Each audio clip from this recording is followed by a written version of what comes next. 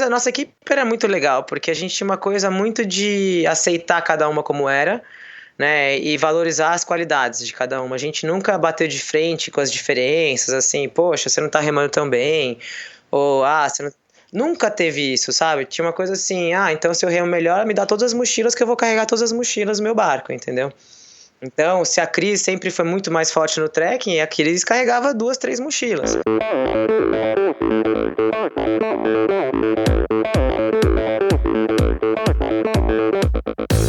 Oi, eu sou a Fernanda Keller. Eu sou o João Amoedo. Sou Poliana Kimoto. Aqui é o Murilo Fischer. Aqui quem fala é Ronaldo da Costa. Olá, sou Henrique Avancini.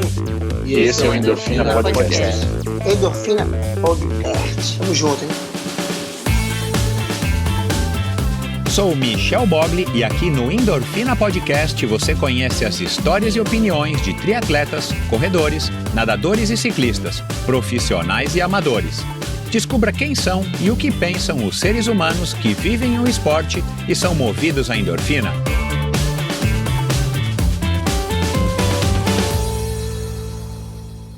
Esse episódio é um oferecimento da Probiótica. Faz alguns meses eu fui chamado por alguns amigos para fazer um treino de 250 km entre São Paulo e Paraty.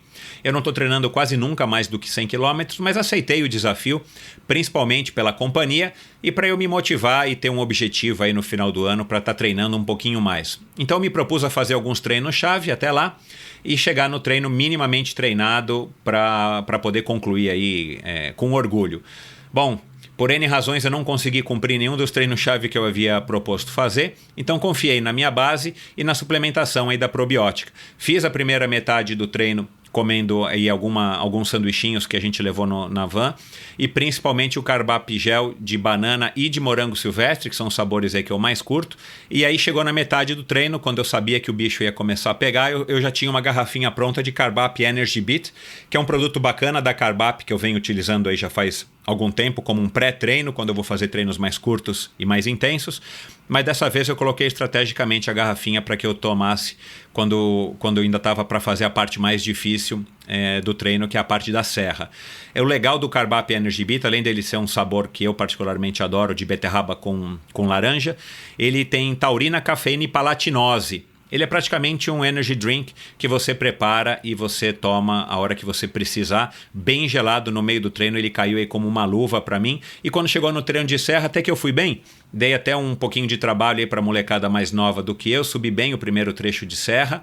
E aí depois, quando já estava bem quente ali perto da cidade de Cunha, quando ainda havia aí alguns quilômetros de bastante subida para cumprir, eu acabei utilizando, me programei para utilizar as gomas da Carbap, que também é um produto muito legal, produto mais recente aí da Carbap, que são aquelas balinhas de carboidrato que você acaba consumindo de uma maneira, além de dar mais prazer e de variar do gel ou dos suplementos líquidos, você consome quantas balinhas você quiser, na proporção que você quiser. As balinhas de sabor cereja são espetaculares e aí você consome quando der. Elas não colam, eu deixei elas abertas no bolso da minha camisa de ciclismo, elas não colam, elas não derretem, então elas se tornam práticas principalmente quando o calor já tá forte e você já está bastante suado. Então elas funcionam muito bem. Então a cada topo de subida eu comia uma ou duas, tomava um gole d'água e descia mastigando e encarava a próxima subida. Eu acabei não conseguindo fazer os 250 quilômetros, o que me deixou um pouco desapontado, mas não era para menos.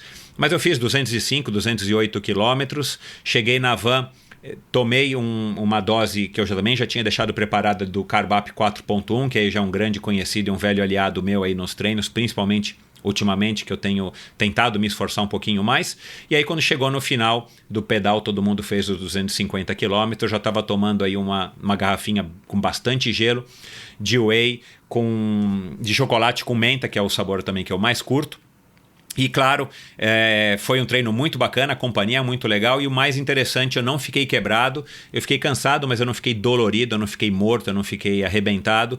Passou aí 2, 3 dias de treinos de recuperação ativa, eu estava inteirão para poder continuar aí minha sessão de treinamentos e agora estou animado aí para começar o ano com grandes objetivos que já vou revelar para vocês. Agora você não precisa levar em conta o meu testemunho, se você não quiser, você pode ir atrás de pessoas mais gabaritadas para falar sobre a probiótica. como por exemplo os meus convidados e amigos que já tiveram por aqui, os triatletas Pamela de Oliveira e o Santiago Ascenso, mas também a Jade Malavasi, que é 8 vezes campeã brasileira, medalhas de prata e bronze no Campeonato Mundial de Ciclismo Paralímpico, uma excelente atleta, ou a jovem Vitória Farabolini, campeã brasileira dos 10 km na maratona aquática, ou ainda a grande Susana Schnarndorf, nadadora campeã mundial e medalhista paralímpica do Rio 2016, ex-triatleta de ponta e uma grande pessoa. A Probiótica é patrocinadora oficial do circuito Ironman Brasil, 3-Day Series 2020 e Letap Brasil 2020. Anota aí, probiotica.com.br, vai lá, entra, conhece todos os produtos, tem uma infinidade de produtos, aminoácidos, todos os tipos de whey vegano e enfim, uma quantidade enorme de produtos, além desses produtos da série Carbap, que eu mencionei aqui, inclusive a goma de Carbap,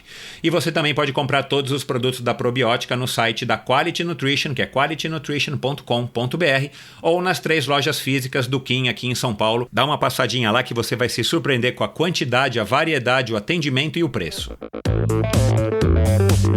Olá pessoal, seja bem-vindo a outro episódio do Endorfina Podcast. No episódio dessa semana, eu mudo aí novamente de modalidade, né? Semana passada, no primeiro episódio do ano, eu recebi o Reinaldo Colucci num bate-papo muito bacana com o nosso, enfim, dos nossos maiores atletas, um atleta aí que já está aí há muitos anos, há mais de décadas no triatlon e que está tentando uma vaga para ir para Sydney, para ir para Tóquio, para ir para Tóquio agora no segundo semestre. E esse episódio, então, agora eu volto para as corridas de aventura. Faz tempo que eu não abordava esse assunto, já bati um papo aí com o Rafael Campos e estou procurando mais amigos e pessoas para abordar esse tema. E a Chubi, uma amiga aí também, nós começamos praticamente juntos, ela também foi uma das precursoras da corrida de aventura no Brasil aí em 1997, 98. E ela teve a grande sacada de formar uma equipe 100% feminina. Não foi de cara, mas ela logo no começo ela teve essa grande sacada, o que acabou dando para ela bastante destaque e histórias interessantes. Ela teve oportunidades muito legais e a gente finalmente conseguiu gravar e bater um papo muito bacana aí sobre a infância dela. Aliás, ela tem uma ligação muito forte aí com a natureza, e vocês vão ver que apesar de morar em plena São Paulo, ali ao lado da Faria Lima, não se incomodem, vocês vão ouvir aí ao longo do nosso bate-papo diversas vezes galinhas cantando. A Chubi disse que tem aí algumas galinhas em casa, das quais ela usufrui não da carne, mas do ovo. E enfim, nós conversamos sobre a infância, sobre sofrimento, né, perrengue, que é uma coisa aí que muitas dessas pessoas, e acho que você vai se lembrar aí do episódio com o Rafael Campos, é uma das perguntas que eu faço. E falamos aí, claro, sobre vaidade, sobre família, como que ela criou a Athenada, onde que veio essa ideia muito inteligente. Falamos sobre a ELF, a prova mais longa que ela participou, que foi realizada a versão brasileira, a única edição brasileira, já no finalzinho da ELF, foi realizada os Lençóis, de 13 dias. Ela contou aí algumas roubadas homéricas que ela e as meninas da Atena passaram. Falamos do Eco Challenge, 17 anos depois, foi realizado agora no finalzinho do ano passado e vai ao ar esse ano na Amazon Prime. Ela não pode revelar aí nenhum detalhe, né, por contrato. Virou agora de fato um reality show e ela e as meninas junto com o Zé Caputo foram novamente participar da prova 17 anos depois. Conversamos um pouco sobre o futuro das corridas de aventura. Enfim, cara, foi um bate-papo muito legal, uma conversa enfim, super interessante com a Chubi, que é uma moça super inteligente, esclarecidíssima. Então vai ser um episódio bacana. Obrigado de novo pela audiência. Conto com vocês aí no próximo episódio da semana que vem, que também já está preparado, um episódio fabuloso. E obrigado pelo apoio, obrigado por estar ouvindo o Endorfina, obrigado por estar espalhando o Endorfina entre seus amigos, colegas. Obrigado por estar compartilhando nas suas redes sociais, por estar mandando para mim comentários, críticas e sugestões. E claro, como sempre tenho dito aí no começo dos episódios, se você está me apoiando, muito obrigado através da plataforma Apoia-se. E se você acha que esse trabalho vale um pouquinho mais além do seu tempo e da sua atenção ouvindo, se você acha que vale a pena apoiar financeiramente esse projeto para me ajudar aí a manter e estar indo além, nos meus objetivos aqui dentro do Endorfina, e 2020 é um ano aí que promete. Então você pode entrar na plataforma Apoia-se, entrar lá no meu site endorfinabr.com, tem um logozinho da Apoia-se ali embaixo da Garmin, e você clica lá e você vai ser direcionado à página do Apoia-se, e você vai ver como é que faz para me apoiar também financeiramente e ganhar aí, se você fizer a escolha, uma camisa de ciclismo ou uma camiseta de corrida no oferecimento da On Running do Brasil. Vamos lá, com mais um episódio do Endorfina, falando hoje de corridas de aventura.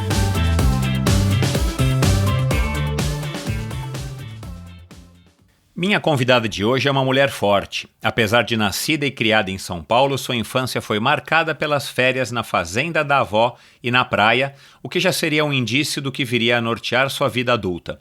Nos últimos 20 anos, ela vive conectada à natureza através do esporte. Os traços delicados escondem o gosto e a capacidade de aguentar situações de extremo desconforto e sofrimento. Viveu o auge das corridas de aventura e rodou o globo para experimentar de maneira mais intensa alguns dos locais mais exóticos que existem. Seja perdida numa trilha em Bornéu, remando por dias seguidos em Fiji ou descendo de rapel cachoeiras monstruosas na Patagônia, ela e sua equipe Athena sempre se destacaram pela resistência, bom humor e desempenho. Pedagoga de formação e aventura por vocação, ela comanda ao lado do irmão uma agência de marketing esportivo e um acampamento de aventuras para crianças. Com vocês, Silvia Pereira Barreto Guimarães, mais conhecida como Chubi. Oi, Chubi, seja muito bem-vinda. Oi, Michel, obrigada. Muito legal estar aqui participando com você. Chubi, eu já queria ir direto ao assunto, uma curiosidade que também já vai emendar aqui num segundo ponto aqui da pauta. Como é que é a tua relação com desconforto, podemos dizer aí, um sofrimento relacionado ao desconforto, um sofrimento também físico, perrengue, né? O tradicional perrengue que as corridas de aventura tanto proporcionam, independente do tamanho, do local, da modalidade.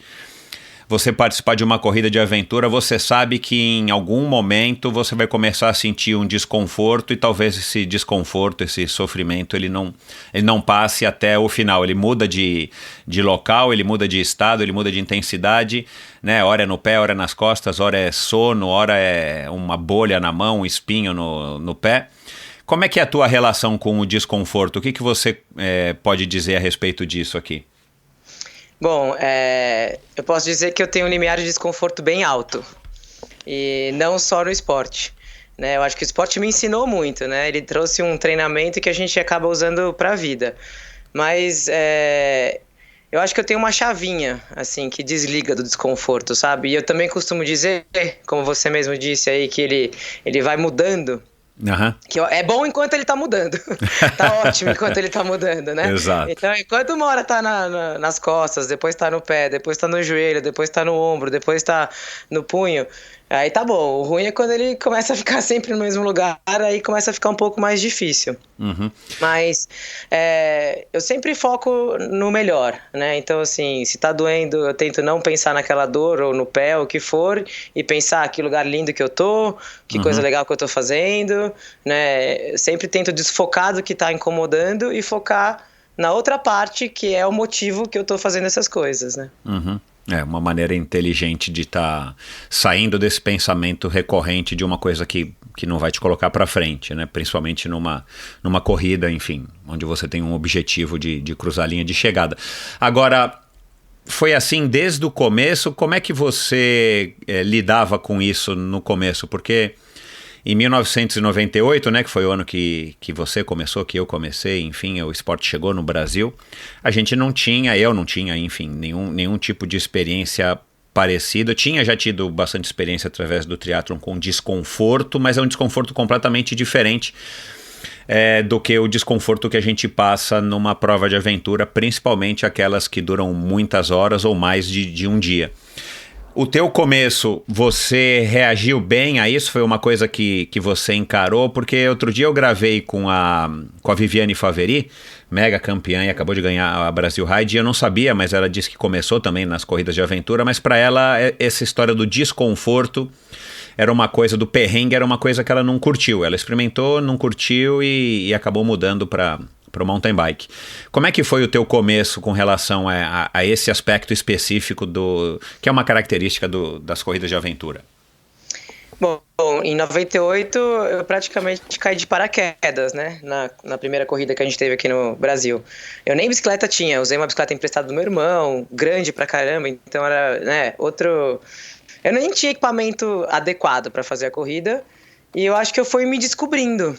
Uhum. Quando eu tava no meio lá da corrida, eu falava, nossa, isso aqui é a coisa mais legal do mundo. Eu posso fazer esporte em lugares lindos, com amigos, com uma estrutura em volta... E óbvio que veio todo esse desconforto junto, mas eu fui percebendo que eu lidava bem com isso. Eu não sabia antes. Eu fui descobrindo ao longo das corridas.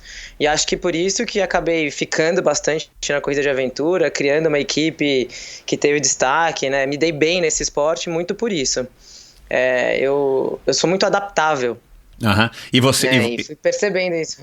E você foi percebendo isso ou você já sabia, assim, tudo bem que você começou com 23 anos praticamente, mas você sempre foi uma garota, enfim, uma mulher que lidou com essas mudanças ou com os imprevistos da vida, ou você foi descobrindo isso à medida que você foi, enfim, vivendo a corrida de aventura?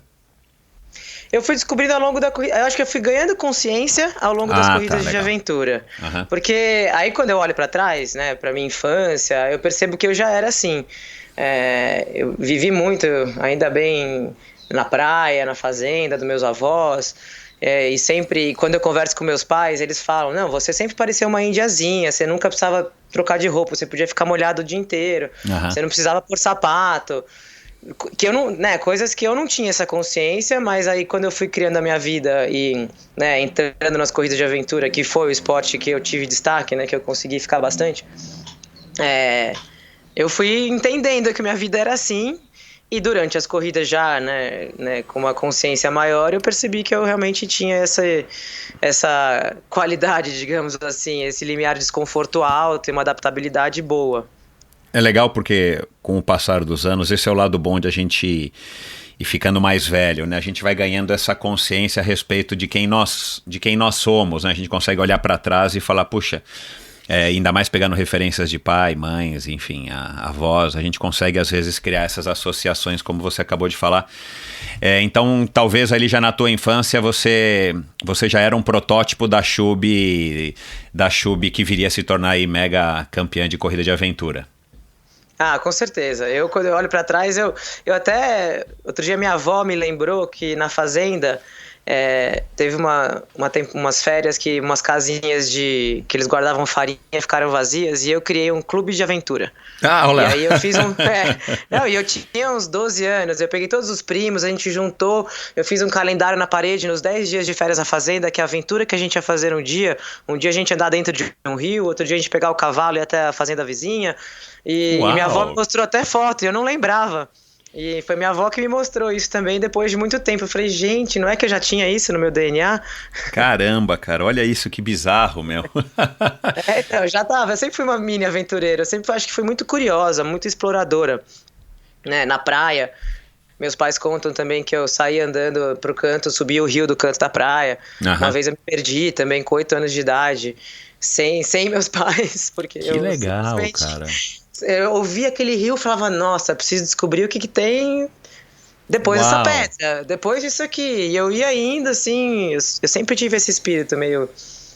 o espírito aventureiro, espírito livre, que curte a natureza, né? Embora você seja nascida e criada em São Paulo, você teve bastante contato com praia, fazenda e tal. Isso acho que foi o que te... Enfim, o que te moldou aí na tua personalidade. Você reconhece no Tonico, que tem 6 anos, alguma coisa similar? Ou é completamente diferente, ou você ainda não percebeu isso? Não, ele, graças a Deus, ele tem um pouco do meu espírito. Eu consigo proporcionar bastante momentos, né, na natureza, com esporte. Eu tenho um acampamento de aventura, né, que existe muito antes dele nascer. Então ele praticamente nasceu dentro do acampamento. Ele gosta bastante, eu vejo, ele é super explorador, apesar de gostar também bastante de cidade, de carros, a paixão dele é carro. Ah, legal. Ele fala que ele vai ser piloto. Uau. Infelizmente. Mas enfim, ele tem sim esse DNAzinho de gostar de natureza, de explorar. Ele é super... A gente vai em qualquer parque, ele tá subindo em árvore, a gente tá na praia, ele tá dentro da água, ele tá correndo. Não, sabe, fica 15 minutos no iPad e não aguenta mais, ainda bem. Ah, ótimo, é isso aí. Ele não é do videogame, não é das telas. Ô Chubi, aí vem já a emenda aí, a continuidade aí do que eu queria entender aí também um pouquinho, como é que você reage a isso, porque assistindo aí, fazendo uma pesquisa pra gente bater esse papo, eu tive que assistir, né, a tua participação no Jô Soares, e ele fez aí algumas piadas, ou ele insistiu um pouco no assunto de que você tinha um rostinho bonito, né? Você meio que uma musa das corridas de aventura. E de fato você é uma moça muito bonita e tal, bem nascida. Você sente algum tipo de preconceito, ou não diria talvez de preconceito, mas talvez de espanto, né, das pessoas, e talvez no começo da tua própria família, tipo, Chubi, por que você vai fazer isso? Né, um negócio que vai te machucar, vai te dar cicatriz, vai ralar o joelho, vai chegar toda inchada com a mão, não sei o quê. Como é que é essa tua relação? Porque, de novo, a gente começou falando aqui desse assunto do desconforto, do perrengue, do sofrimento. Pô, você fica dias sem tomar banho, né? Você fica numa situação bem precária durante umas provas de aventura, que vai completamente oposto a esse estereótipo que a gente tem de uma moça bonita, bem cuidada, o cabelo penteado, arrumado, lavado, com 1000 cremes e tudo mais. Como é que você lida com essa dualidade? Você é vaidosa? Eu sou vaidosa, mas assim, dentro de um certo limite, né? Eu não sou uma pessoa que compra muitas roupas, nunca fui. Era até uma piada na minha família, que enquanto a minha irmã estava comprando bolsa, eu estava comprando pedal. Enquanto ela comprava um casaco, eu estava comprando roda. Isso sempre foi uma piada na família. A gente ia viajar a família inteira para Nova York, eu ia só em loja de bicicleta, de equipamento, e o resto ia, tipo, né, nas lojas de roupa, e eu guardava meu dinheiro para comprar um pedal. Bom, né? Então, assim, eu sempre cuidei da minha pele, do meu cabelo, né? De mim, pessoa física, porque eu acho que isso faz parte até da questão do esporte, né? A gente tem que estar se sentindo bem. Claro, Com o corpo, né? Então eu sempre cuidei muito do meu corpo. Nunca fui muito preocupada com os materiais, assim, sabe? Se eu tô com sapato ou alguma coisa assim. Entendi. Mas quando eu comecei na aventura, eu fui tirada de a Chubi é maluca, a Chubi é muito doida. Como que ela fica tanto tempo no meio do mato? Mas como assim você dorme no meio do mato? Mas como assim você fica sem tomar banho? Mas assim, eu nunca me incomodou, eu achava até divertido, sabe? Tipo, pois é, eu gosto. Vocês que não sabem o que vocês estão perdendo, mas eu sempre também entendi quem olha e fala, nossa, eu não faria isso nunca, porque eu acho que tem gente que gosta, tem gente que não gosta, né? Então a gente tem que respeitar o gosto de cada um. Claro. Então... eu acho até que essa parte da beleza acabou ajudando no começo da Atena, porque acho que patrocinador gosta, né? Claro, enfim, é o marketing. Exatamente. Mas isso a gente no começo da equipe Atena, a gente teve muito patrocínio, isso ajudou muito a gente. Então, com certeza, o nosso visual ajuda. Legal. Qual que é a tua rotina de treinos hoje, assim, uma semana comum na tua vida aí, entre as tuas diversas tarefas, né, coordenando aí o teu programa de atividades aí outdoor, família, o Tonico, e morando em São Paulo, o que você está fazendo hoje com 43 anos? Então, meus treinos eles vão muito de acordo com o objetivo que eu escolho na época, né? Como eu já fiz muitas modalidades, assim, muitos esportes, né? Da mountain bike, triatlon, inclusive, um Ironman só na vida. Então, meu ano ele vai indo de acordo com o que eu escolho pra fazer. Agora, esse fim de ano que eu tô sem objetivo, né? Eu tive a Eco Challenge, então eu tava treinando bastante. Agora eu corro segunda, quarta e sexta, pedalo terça e quinta, e eu tento remar quartas e sextas também, né? Mas aí eu vou encaixando isso no meu dia a dia, porque eu tenho praticamente 3 trabalhos, né? Eu tenho um acampamento de aventura, eu sou freela numa agência de viagens, então eu vendo viagens também, e que eu posso ir lá quando eu quiser, então eu não tenho uma rotina fixa. E eu também organizo algumas corridas, né? Então eu consigo montar meu dia a dia bem, né? Eu tento manter essa rotina de segunda, quarta e sexta correndo, né? Eu vou nos treinos do núcleo de corrida, de bike também, segunda, terça e quinta. E aí hoje em dia eu remo na represa. Ah, na Sempre represa? que eu consigo. Eu tenho remado na represa Guarapiranga. De caiaque, de canoa canadense, o quê? Descobri que não... De canoa havaiana. Canoa havaiana, tá. Tem o grupo lá do Team Brasil. Canoa havaiana, tem o Team Brasil. Eu voltei a remar esse ano também, muito por conta do Eco Challenge, porque no Eco Challenge teve muita canoagem. E era tudo de pá simples, né? Não era de remo de caiaque. Então eu comecei na represa e foi muito bom. Foi uma descoberta pra mim esse ano, porque eu achava que ia ser super longe e de repente eu percebi que em meia hora eu tava lá e meia hora eu tava em casa de novo, que em São Paulo não é o fim do mundo. É, claro. Então, funcionou. Legal. Essa questão de, numa cidade como a nossa, ser tudo mais complicado quando se trata de esportes mais outdoor e modalidades, por exemplo, como a canoa, o próprio mountain bike, ou mesmo fazer atividades aí relacionadas à escalada, rapel e tal, tirolesa. Isso nunca te incomodou, o fato de você ter que treinar essas modalidades somente no final de semana, ou tinha uma época que você conseguia fazer isso durante a semana, passando, sei lá, dias, em Campos do Jordão e tal? Como é que também você lidou com isso? Porque teve uma época, quando eu era bem garoto, que eu pensei em que eu poderia, que eu queria talvez experimentar surf e ser surfista, mas eu falei, cara, se eu só vou fazer isso no final de semana, não vai me agradar, eu preciso arrumar uma modalidade que eu faça todos os dias, ou pelo menos mais vezes durante a semana. E logo cortou o meu barato, né? E claro, olhando aí para trás, com certeza eu não queria muito experimentar o surf, senão eu teria ido com mais vontade atrás. Como é que você lida com essas dificuldades de treinar, sei lá, eu vou ter que treinar, andar a cavalo para o Eco Challenge, vai ter que ir para Ípica, vai ter que ir para Campos do Jordão, alugar um pangaré. Como é que você lidava com isso ou lida com isso até hoje? Olha, hoje em dia eu sou bem mais sossegada com esse assunto, mas eu tive uma fase que eu quis muito sair de São Paulo.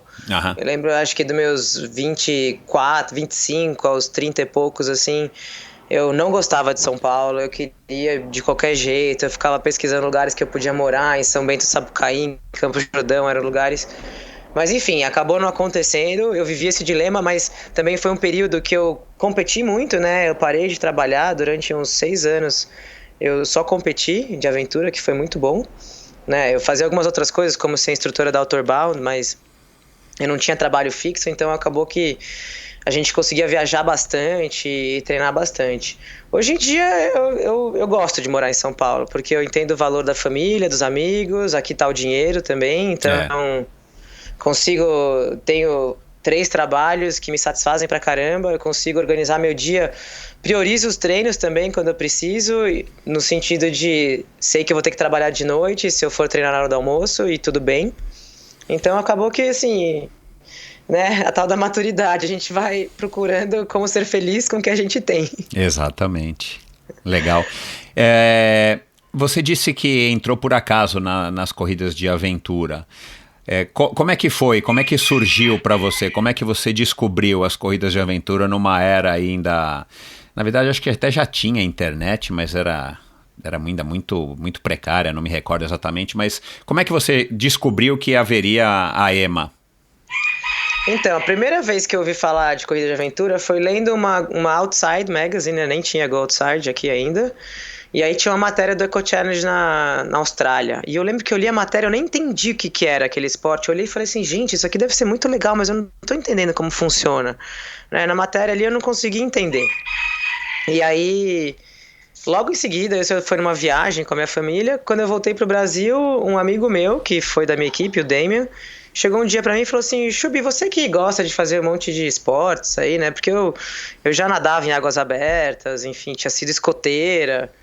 Eu sempre, né, eu tinha um perfil meio aventureiro, né?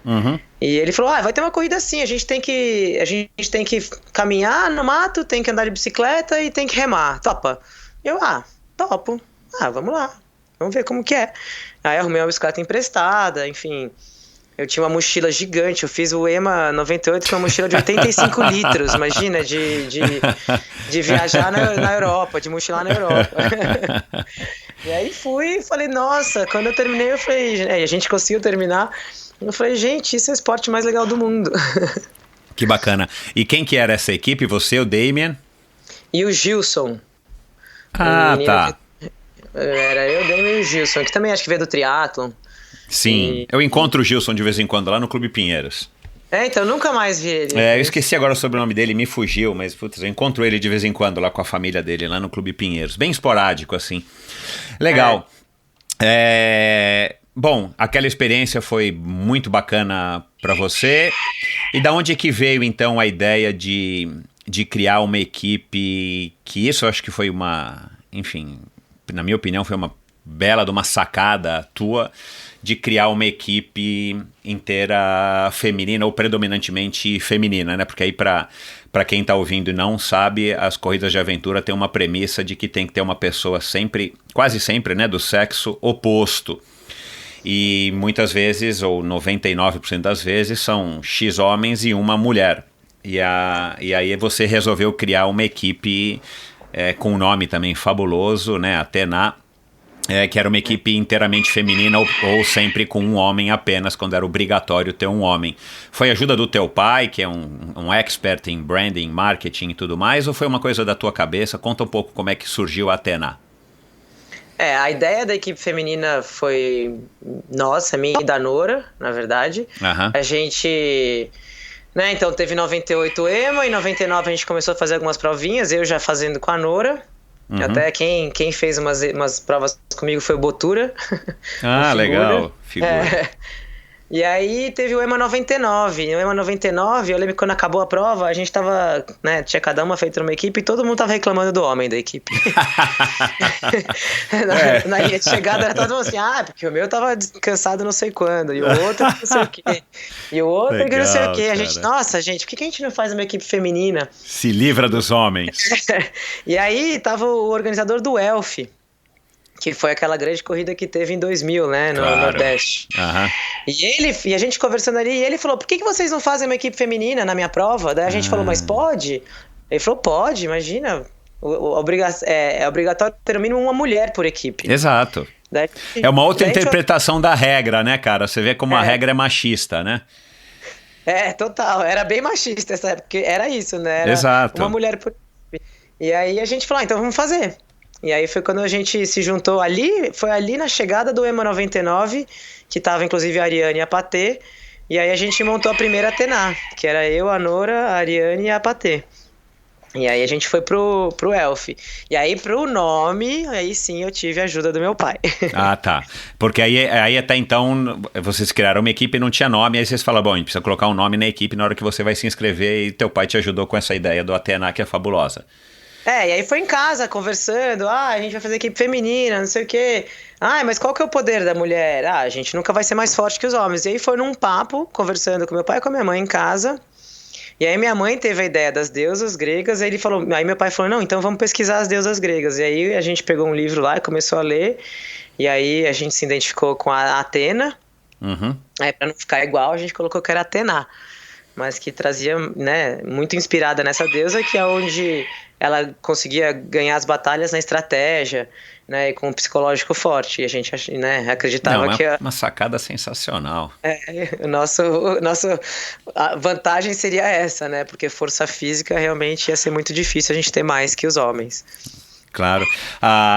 Apesar de que, né, e hoje em dia está cada vez mais evidente que quando se trata de resistência, né, dessa força associada com resistência, as mulheres chegam cada vez mais perto dos homens, né? Não sei se você soube, ou se você sabe, existe uma prova de ultraciclismo na Europa chamada Transcontinental, Transcontinental Race, que é uma prova acho que de 4.000 quilômetros, sai de Londres, vai até a Hungria ou a Bulgária, se não me engano e tal.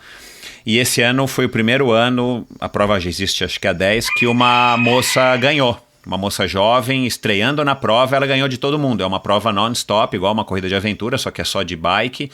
O caminho não é marcado, você só tem os PCs também, cada um escolhe o caminho que faz. E claro, né, tem que seguir estradas ou estradas de terra, você quem decide, mas ela que ganhou. E foi uma surpresa para todo mundo, porque ela, além de ser mulher, ela era estreante na prova e ela ganhou enfim, com um jeito super legal. Depois você pode dar uma olhada, os ouvintes aí também. Mas depois de tantos anos competindo, você ainda acha que a mulher não consegue superar o homem, em resistência? Você acha que ainda falta alguma coisa? Inclusive, usando o exemplo que você deu, de uma prova super longa, eu acho que quando a gente está falando de muita endurance, a mulher começa a chegar mais perto mesmo. Eu vi recentemente também a história de uma mulher numa ultra trail dessas no Canadá, super longas, que acho que são uns 10 dias correndo, e a mulher chegou quase junto com o homem também. Então, eu acho que quando é muito longo, a mulher consegue se aproximar. Até porque tem uma questão do desconforto. Uma coisa que a gente falou no começo da conversa, eu acho que a mulher já nasce com um limiar de desconforto maior, assim, até para conseguir ter filho, né? Eu acho que isso já vem nato na mulher. Então, acho que é um pouco isso. Mas, assim, se a gente for falar em velocidade, em força mesmo física para levantar um peso, acho bem difícil mulher conseguir. Fisicamente ainda não dá e talvez nunca dê. Mas legal. E aí a equipe Atena chamou super atenção das pessoas. Na estreia, você lembra quando é que foi a estreia da Atena? Você falou aqui, foi na Elf, né? Exatamente. O Elf foi a primeira corrida, que inclusive, falando de preconceito, eu lembro direitinho, era uma prova que tinha apoio, e quando largou a prova, todo mundo falava, nossa, mas essas meninas não passam do PC2.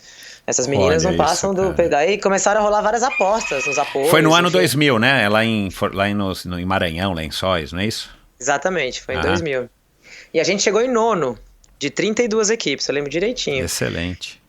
Então a gente terminou em 13 dias. Foi a prova mais longa até hoje na minha vida. Demoramos 13 dias para completar os 800 quilômetros lá.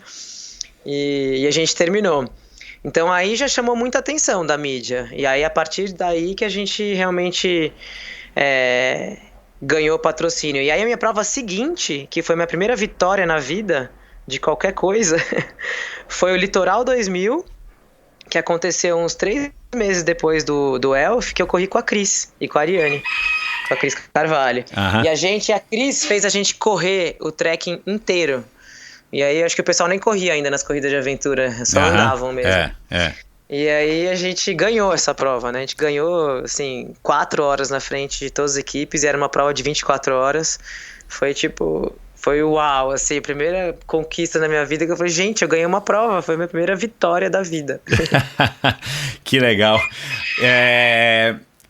Você lembrando, né, agora, olhando para trás dessas primeiras provas, a gente, como você falou, não sabia nada, né? Enfim, a gente não tinha o conhecimento, foi literalmente uma grande aventura participar dessas primeiras provas, e não tinha ninguém que era corredor de aventura, né? Juntava, às vezes, eventualmente, até um Valdemar Niklevich, né? Numa EMA, juntava alguns triatletas como a Cris, eu e tantos outros, juntava umas pessoas que gostavam de fazer cicloturismo, uns mountain bikers e tudo mais, mas ninguém era corredor de aventura. Você olhando para trás, essa época de literalmente aventura, como eu falei, quais são as sensações que te vêm à cabeça, assim? Você acha que foi super legal, nostalgia, ou você fala, cara, a gente era muito chucro e que bom que a gente evoluiu? Como é que é a tua relação com esse passado aí já de 2 décadas? Eu acho divertido lembrar, porque a gente conseguiu fazer, né, sem equipamento. E era uma coisa assim, era um autoaprendizado todo mundo junto, né? A gente fazia uma prova e todo mundo trocava ideia para entender o que funcionou para cada um. Então, quando eu vejo, sei lá, hoje em dia que tem Adventure Camp, tem clínicas de aventura, que já chegam e ensinam tudo, né? A gente não tinha isso, né? Até o curso de orientação você tinha que procurar lá com Verdade. A polícia, o exército, quem que vai ensinar a gente a ler mapa, né? Não tinha nem esse tipo de curso, assim, acessível pra gente. Então, acho que foi muito divertido e exigiu mais da gente. Acho que até a gente aprendeu mais, né? Por ter sido assim. E aí, enfim, teve uma grande evolução na corrida de aventura. Voltei esse ano pra Eco Challenge, né? Depois de alguns anos sem correr. Pois é. E deu muita saudade, assim, eu lembrei que eu realmente gosto disso.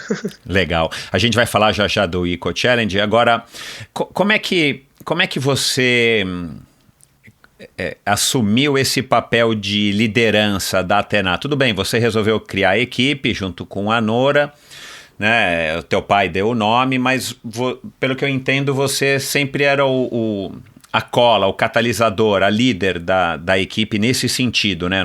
Eu quero que você me conte também como é que era durante as provas em si, se você sempre teve esse papel de líder. Mas como é que você assumiu isso? Foi uma coisa que foi... Enfim, surgiu naturalmente, foi uma coisa que vocês combinaram e tipo, sei lá, manja quando a gente ouve dizer que, sei lá, o Mick Jagger é o cara que manda no Rolling Stones tantos anos, é alguma coisa assim? Como é que surgiu a Shub líder, a Shub responsável pela Athena? Acho que foi uma coisa meio natural também. A gente foi valorizando as qualidades de cada uma, né? Então, a gente sempre teve a Nora que orientava mais. Aí, depois tinha a Cris com uma força física, a Fernandinha também, né? Que foi vindo a história da Athena com uma força física incrível. E eu sempre tive essa coisa de ter um olhar pro todo maior. Não só, eu acho que eu tinha mais estrutura para cuidar da parte burocrática, né? Que isso era uma parte de ser capitã. E a outra parte, que era a função na prova mesmo, eu sempre tive uma coisa desse olhar, sempre estar olhando para todas, para ver se está todo mundo bem, lembrando todo mundo de comer, sempre pensando no futuro, sabe? Eu sempre tive uma coisa de cuidado, né, muito grande com todo mundo. Porque cada um tem um perfil, né? Assim, tem gente que não tem essa capacidade de estar olhando para todos, né? Tá ali fazendo força sozinho, tá cuidando de si, né? E eu sempre consegui cuidar de mim e cuidar de todo mundo. Então, né? Foi natural. Foi natural. E a gente tinha uma coisa, nossa equipe era muito legal, porque a gente tinha uma coisa muito de aceitar cada uma como era, né? E valorizar as qualidades de cada uma. A gente nunca bateu de frente com as diferenças, assim, poxa, você não tá remando tão bem, ou você não... Nunca teve isso, sabe? Tinha uma coisa assim, então se eu remo melhor, me dá todas as mochilas que eu vou carregar todas as mochilas no meu barco, entendeu? Então, se a Cris sempre foi muito mais forte no trekking, a Cris carregava 2, 3 mochilas. Então a gente sempre se cuidou muito nesse sentido. E também, assim, uma abria sei lá, qualquer comida, a gente sempre dividiu, sabe? Assim, de realmente se cuidar, né? Tipo, agora tá na hora de comer, então uma abre e dá pra todo mundo. Então isso foi uma coisa que acho que ajudou muito a gente ter sucesso. A gente teve bons resultados porque tinha uma dinâmica de grupo muito boa. Que enfim, vocês acho que foram construindo também, porque não, né, vocês tiveram várias formações, eu entendo que você, e talvez você e a Nora que escolhiam, né, quem que a gente vai chamar, ou sei lá, a Cris não pode, ou a Patê não pode, ou a Ariane não pode, ou quem que a gente vai chamar. Foi uma coisa que vocês foram testando e construindo. Agora, eu imagino que devam ter tido momentos de estresse, né? Momentos de desacordo, até por conta das situações que, enfim, como a gente falou no começo, de desconforto, de estresse, exatamente por conta da competição. Houve esses momentos assim, ou houve vários momentos, ou poucos momentos que a equipe entrou em desacordo, como acontecia muitas vezes com quase todas as equipes? Umas briguinhas tinham, mas eu também tinha muito essa função apaziguadora, né? Brigar comigo é muito difícil. Entendi. Então, quando eu fiz a prova lá com a Cris e a Ariane, se eu não tivesse lá, as duas iam brigar bastante, entendeu? A Cris olhava pra mim e falava, como você consegue conversar com ela? E a outra, mas como você consegue conversar com ela? E eu falava, a gente tem que ter calma, a gente tem que ter tolerância. Então tinha algumas coisas pequenas. Eu lembro também um episódio uma vez que eu não cheguei a brigar com a Cris porque eu não brigava, mas a gente tava num trekking gigante, acho que era PT Terê até, num dos Ecomotions, e a gente olhando o mapa ia ter água só depois de, sei lá, 8 horas, e eu falando, gente, enche o camelback. A Cris, não vou encher o camelback, só vou levar uma caramanhã. Ela falei, enche o camelback, pelo amor de Deus, todo mundo leva água, que vai faltar água. Ela, não vou levar. Eu quase briguei com ela ali, ela não encheu o camelback. Aí, lógico, deu 3 horas de prova, ela, acabou minha água. Aí ela ficou olhando pra mim com aquela cara de, sabe, de gato de botas, assim, tipo, me dá água, por favor. E eu tinha falado antes, ainda falei, eu não vou te dar água se acabar a tua água. Ela, não, tudo bem. Tipo, sabe? E óbvio que no final eu dei água e... Claro, Então era assim, pequenas discussões nesse nível, assim, a gente nunca chegou a ter brigas não, e inclusive na hora de escolher gente que ia correr com a gente, eu era bem, assim, seletiva no sentido de espírito das pessoas, assim, eu não focava só em performance. Claro, né? Eu lembro da Cris, às vezes, sugerir meninas super fortes, assim, Chubi, não, põe essa menina pra correr Brasil-wide, que ela é muito forte. Aí eu olhava e falava, mas, cara, acho que ela não combina com a gente, sabe? Não sei se vai ter o mesmo perfil. E aí eu preferia levar uma menina menos forte, que tem mais o nosso estilo, do que eu sabia que ia funcionar no grupo, do que alguém que corria, sei lá, pra baixo de 4. Entendeu? Tipo, quilômetros. Que, aliás, sempre foi, pelo menos naquele começo, acho que sempre foi uma opinião errada das pessoas, né? Porque o aspecto físico ele é importante, mas ele com certeza não é o mais importante se você não tiver essa sinergia entre a equipe, até porque você sempre vai estar limitado à velocidade do mais lento, né? O desempenho do mais lento. Então não adianta ter um cara super rápido e um cara super lento, porque a equipe vai ter que se balizar pelo mais lento, né?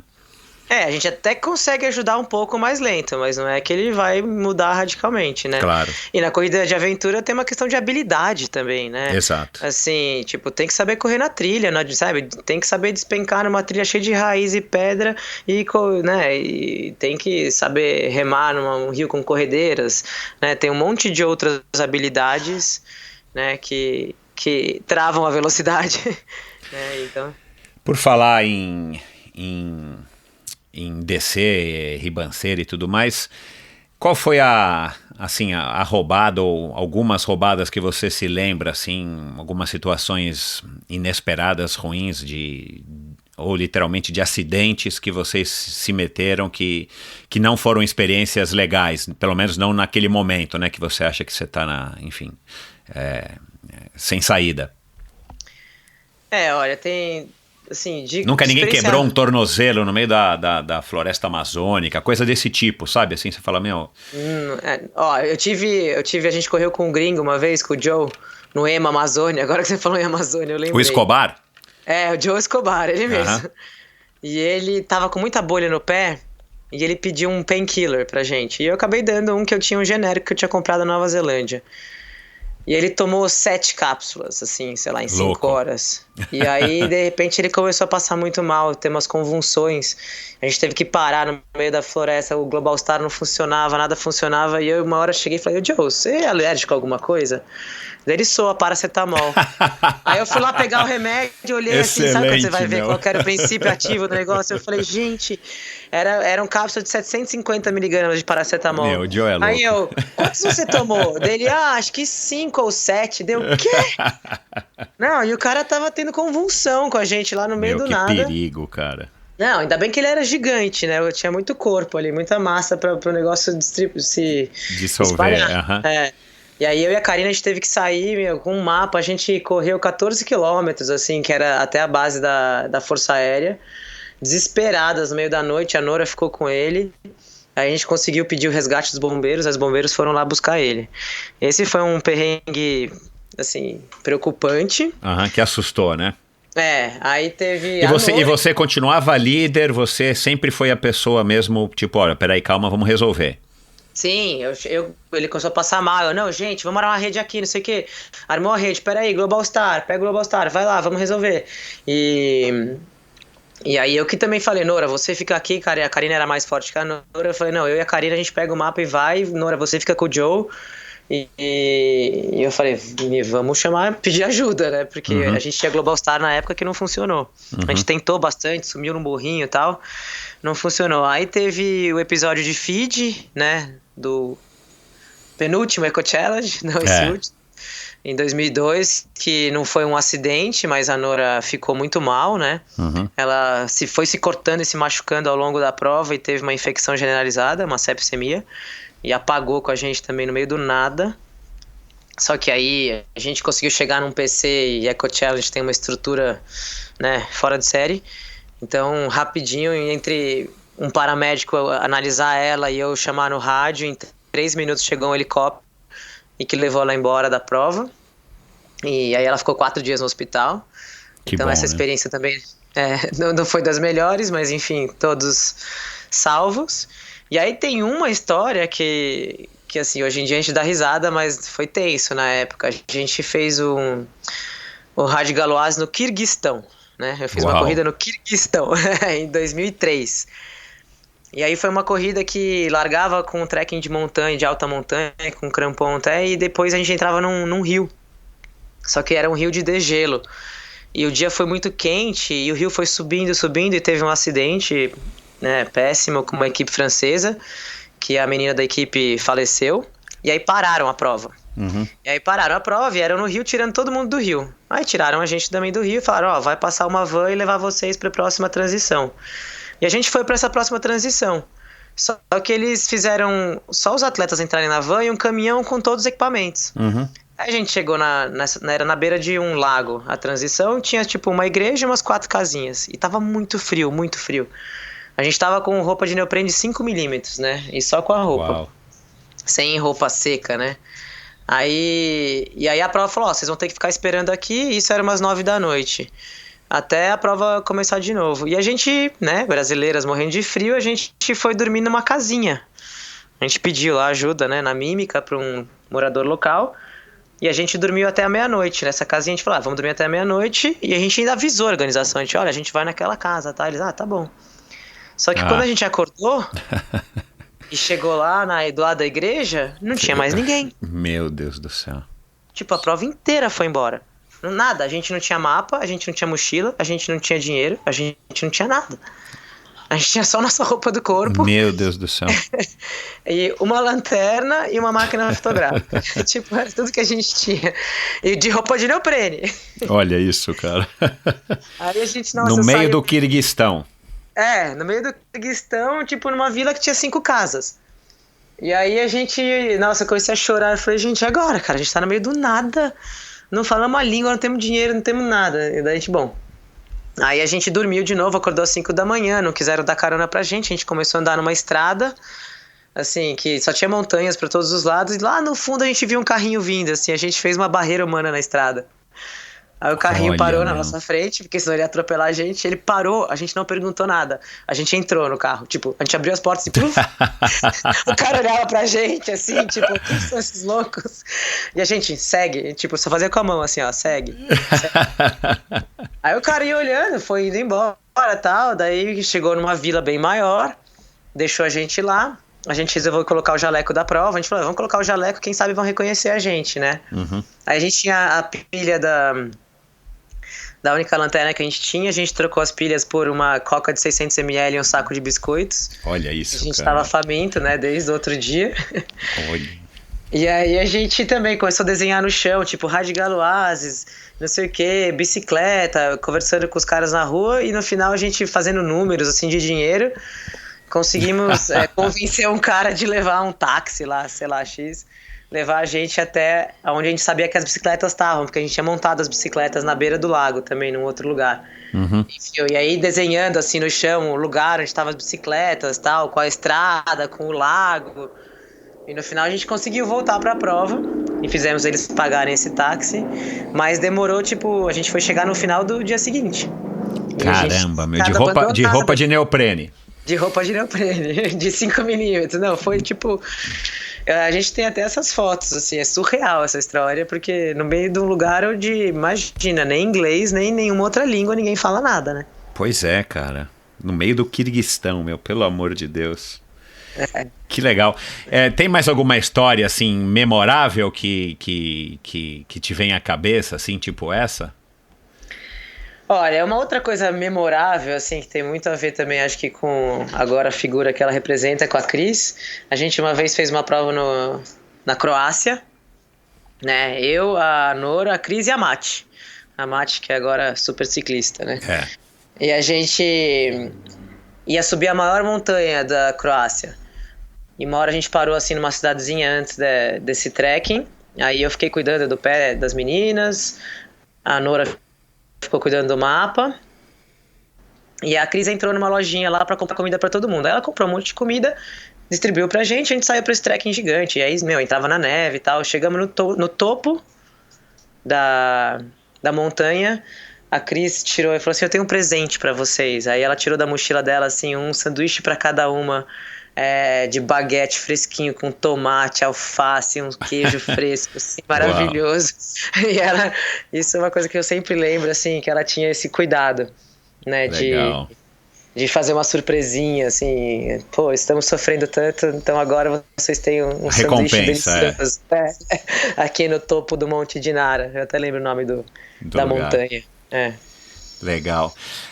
O que, assim, você já deu aí bastante dicas, né, mas o que você acha que fez aí o sucesso de vocês como uma equipe, né, durante tanto tempo? E o que você acha que poderia ter sido melhor se vocês tivessem, sei lá, trabalhado mais isso ou mais aquela outra característica e talvez vocês tivessem tido desempenhos ainda melhores? Olha, eu acho que o sucesso tem muito a ver com... Eu acho que essa coisa da amizade, então de se respeitar muito, assim, dentro da equipe, a gente tem uma compreensão muito grande uma da outra. Uhum. É claro que acho que a força e a habilidade, né? A gente tinha uma boa treinadora, que era a Cris, e então a gente conseguia ficar forte para uma corrida de aventura, né? Não para ser triatleta, assim, nesse sentido. E a gente era uma equipe muito habilidosa, né? Então a gente sempre andou de mountain bike muito bem, a gente sempre andou em pedra muito bem, a gente orientava muito bem, se perdia pouco, né? E criava boas estratégias. A gente sempre pensou em descansar em bons momentos. Tipo, nessa prova da Croácia, era um lugar que a gente passava muito frio à noite. Então a gente só dormia de dia, na hora do sol, porque à noite a gente precisava ficar se movimentando, porque se a gente parasse para dormir a gente tinha muito frio. Então a gente ia criando boas estratégias. Eu acho que para ter sido um pouco melhor, talvez mais treino, sabe? Assim, talvez um pouco mais de treino físico mesmo, assim, de corrida e tal. Porque acho que chegou num momento onde a gente já tinha muito sucesso e a gente ia andar de mountain bike, sabe, assim, a gente focava muito em treinos mais técnicos e não de força. Uhum. Então talvez pudesse ter um pouco mais disso. E no final, assim, acho que foi... A Atena, ela deixou de continuar tão intensa porque mulheres, né, tem um relógio biológico, todo mundo foi casar, ter filho. Claro, Enfim, e aí por isso que foi... Né, a gente foi trocando algumas atletas e no final a Fernandinha também é uma que ficou muito tempo com a gente, depois virou profissional da corrida de montanha e super top. Uhum. Né, mas acho que é isso. Acho que só o físico a gente podia ter treinado um pouco mais, aqueles tiros de corrida, sabe? Sei. O Chubi, você falou no começo aí que vocês tiveram aí grandes patrocinadores, eu lembro, né? Eram marcas fortes, né? A que eu mais me recordo era a Natura, né? Que vocês chegaram até, acho que vocês tiveram Mitsubishi, sei lá, vocês tiveram marcas que não era a marca da, sei lá, da Half Dome ou da, sei lá, não, da Makoto apoiando vocês ou coisa desse tipo. Eram marcas de verdade, né? Marcas grandes, de empresas grandes. Você chegou a ganhar dinheiro, dava para viver, ou a grana que se ganhava era uma grana para cobrir os custos e tal? Porque, cara, ter esportezinho caro, né? Complicado, né? Você tem que viajar, você tem que ter barco, canoa, você tem que ter aparelho de equipamentos de montanhismo e tudo mais. Como é que era essa relação aí da equipe Atena com a grana? E a grana vinha para a equipe, a grana era distribuída, você ficava com um percentual maior? Como é que era esse lado da grana? Olha, então, a gente teve grandes patrocinadores mesmos. A gente teve Pão de Açúcar, Clyde, Fiat, SWAT, enfim. A Salomon também patrocinou a gente bastante, não só com equipamento, mas com grana também. Uma época Power Bar com grana também. Então foram bons tempos, né? Uhum. Aí a gente criou uma empresa, a Atena, a gente abriu uma empresa que era a Atena, legal. Então tinha uma conta jurídica, que era onde entrava o dinheiro todo. Era bastante dinheiro, então a gente vivia desse dinheiro, mas nunca ninguém ganhou dinheiro, assim, ninguém guardou dinheiro. Entendi. Então era o dinheiro que bancava quem estava competindo e bancava todas as viagens. Né? Então entendi. Vocês não tinham, tipo, salário, era pra bancar essa instituição, essa empresa chamada Atena. Na verdade, a única empresa que foi salário mesmo, que daí já depositava cada uma numa conta, foi a época da Power Bar. Eu lembro que a Power Bar depositava na conta de cada uma reais por mês, eu lembro direitinho. Legal, que era da Nestlé na época, né? Exatamente, que era da Nestlé na época. Mas que era o máximo, assim, quando eu tive, que foi o primeiro dinheiro que entrou na minha conta de patrocínio, eu falei, gente, eu tenho patrocínio. Ô Chubi, e eu perguntei isso porque você vai se recordar com certeza, mas já faz alguns anos, quando o Trip FM do Paulo Lima, ele se tornou acessível aí via o streaming de podcast, eu acabei ouvindo vários episódios. Não tem o episódio que eu participei, que deve ter sido em 1990, mas eu acabei descobrindo o seu episódio e fui ouvir. Né, eu não lembro que ano que foi, mas deve ter sido, pelo que eu me recordo, deve ter sido aí aproximadamente 2001, 2002, alguma coisa assim. E você, na época, aliás, se você faz tempo que você não ouve, se você nunca ouviu, vai lá e ouça, porque é bem interessante assim de voltar no tempo. Mas uma das pautas da conversa era que existia a possibilidade, e aí eu quero exatamente perguntar para você, porque eu não soube na época, eu já estava afastado das coisas de aventura, de que talvez a corrida de aventura poderia se tornar esporte olímpico. E o Paulo perguntou isso meio que, tipo, era um assunto da vez, né, dentro do esporte de aventura, e você estava na expectativa de que ele poderia se tornar olímpico. Eu não lembro exatamente agora qual foi o tipo de comentário, de resposta que você fez. Enfim, a gente adiantando para cá, a gente viu que o esporte, ele simplesmente, ele não chegou a sumir, né, mas pela força que ele tinha e pela promessa que ele prometia, né? Ele prometia muito esse esporte, ele acabou degringolando completamente, né? O que você acha que aconteceu? Enfim, houve erros ou foi simplesmente uma moda que passou? Qual é a sua avaliação sobre a evolução da corrida de aventura desde esse comecinho, que ele veio forte, né? Você viu, participou aí de provas ao redor do mundo inteiro com patrocinadores pesados, né? O próprio Eco Challenge, o rei de Galois. Galois é uma marca de cigarro, eu não sei por que eles inventaram essa coisa da França e tal. Fala um pouquinho aí da tua opinião, da tua impressão, ainda vivendo, né, disso, enfim, estando ligado ao mundo outdoor como você. Então, eu acho que assim, teve esse boom, porque, né, eu acho que esse boom também teve uma ajuda muito grande do Eco Challenge, porque tinha o tal do reality show, enfim, que foi o que mostrou pro mundo, né, a corrida de aventura, né, e saiu do nosso nicho realmente para a população geral, né, ver esse esporte de malucos. Aham. E aí, na verdade, assim, não dá nem para dizer que foi a crise do Brasil que foi miando o esporte, né? Porque foi uma coisa mundial.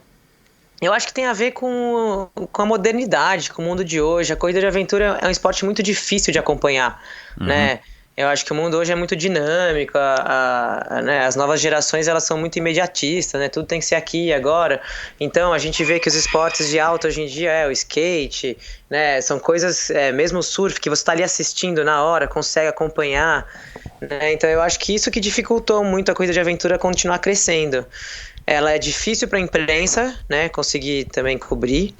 Né, ela é difícil para televisão conseguir cobrir, né, é muito caro para participar, é muito caro para organizar, né, e então assim, por mais que a gente tenha atletas apaixonados e organizadores apaixonados, se a gente não tem grandes marcas para apoiar esse esporte, né, porque todos os esportes elas precisam de uma grande marca, né, nenhum esporte, se a gente olhar aí os grandes esportes vivem sozinhos, só por eles só, né, né, todos os esportes têm algum grande investimento por trás.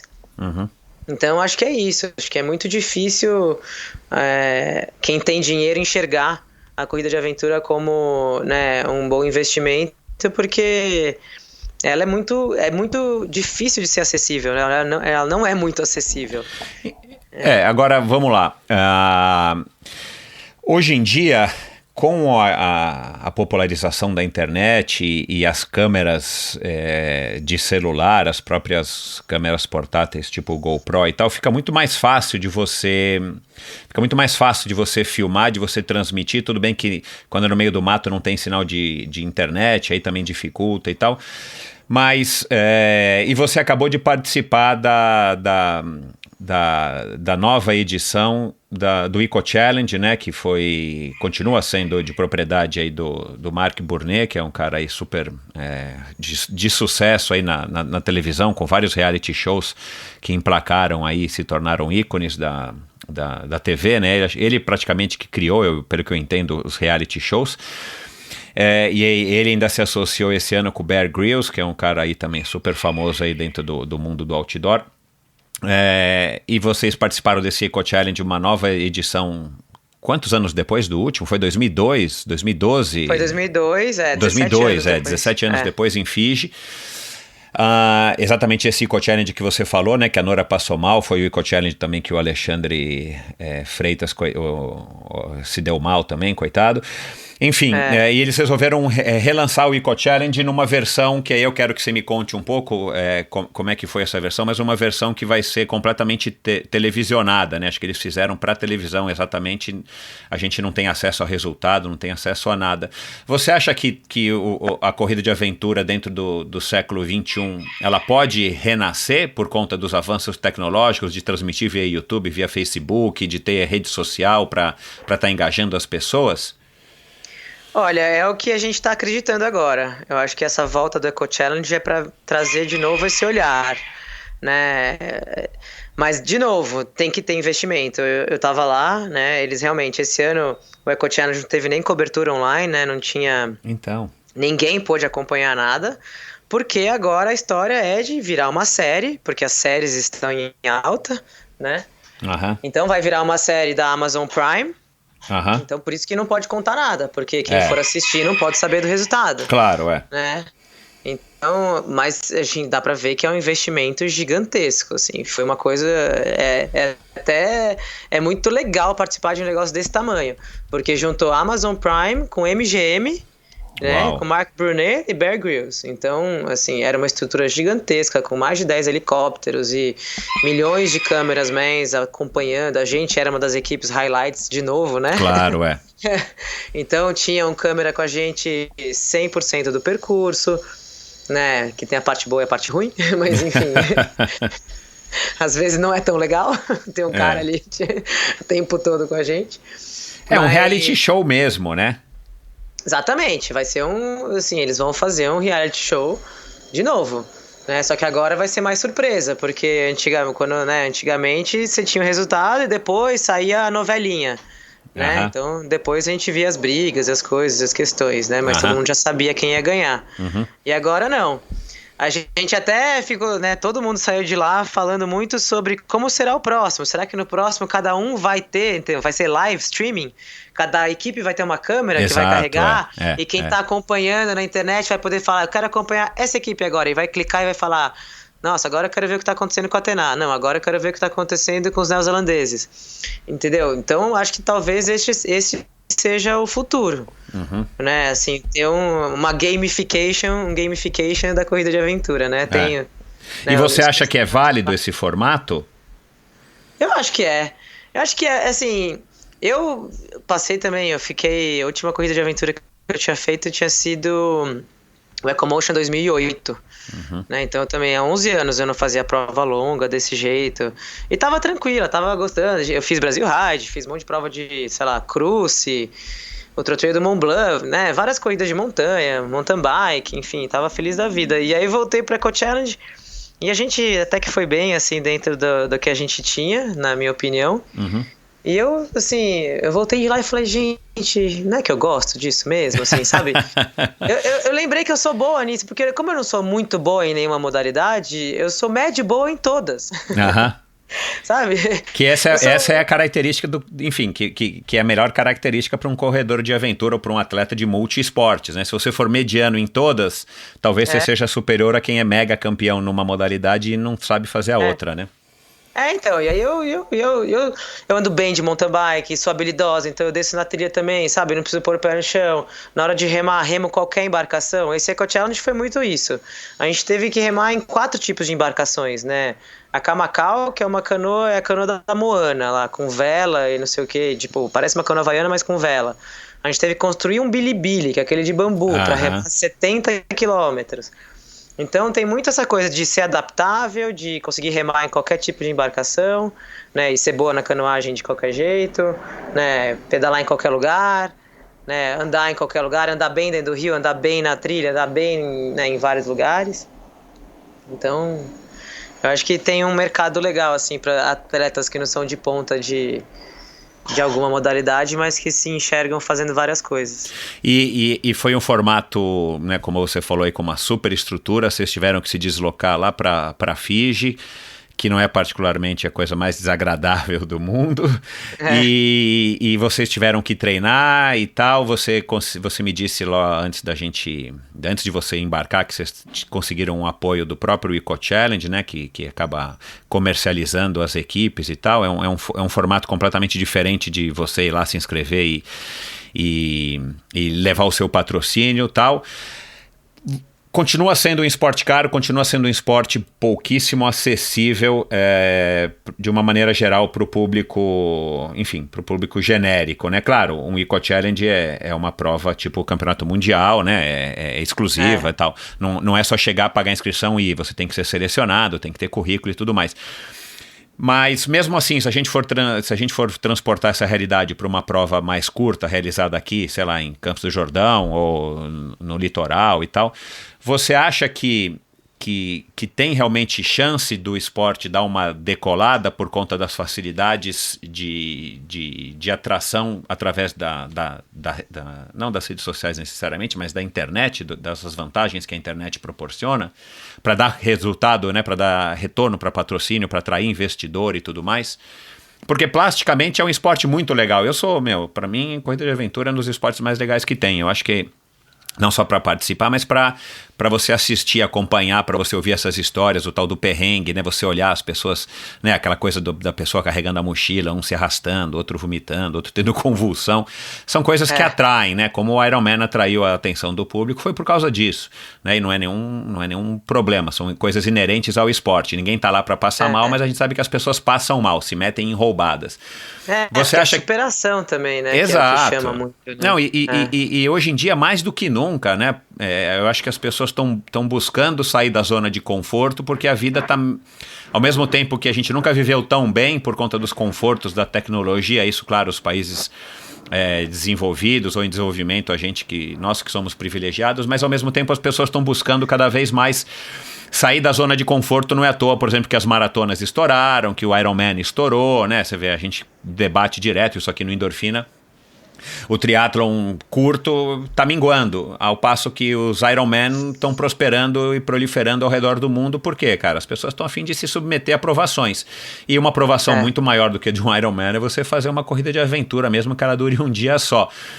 Você acha que tem, de fato, espaço, então, para que mesmo essas provas mais curtas possam ressurgir? E você que vive disso e está conectada nesse mundo, você acha que pode surgir aí lacunas para você e outros organizadores estarem relançando provas ou criando novos eventos para se tornarem novamente sucesso, como foi naquela época?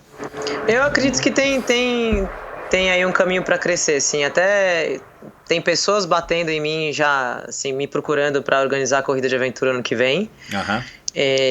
Acho que esse relançamento do Eco Challenge, quando sair, vai trazer de novo, sabe, a modalidade em pauta. Aí, não só no Brasil, mas no mundo, porque pelo que eu lembro, foi assim que também o boom foi por conta do Eco Challenge, né? Foi. Que passou até na Globo, AXN, enfim, virou uma coisa onde, né, os corredores de aventura viraram, né, os heróis. Exato. Então, acho que, de novo, assim, quando esse Eco Challenge sair, vai cair na boca do povo de novo, né? Vai todo mundo abrir o olho de novo e falar, nossa, que legal, está de volta.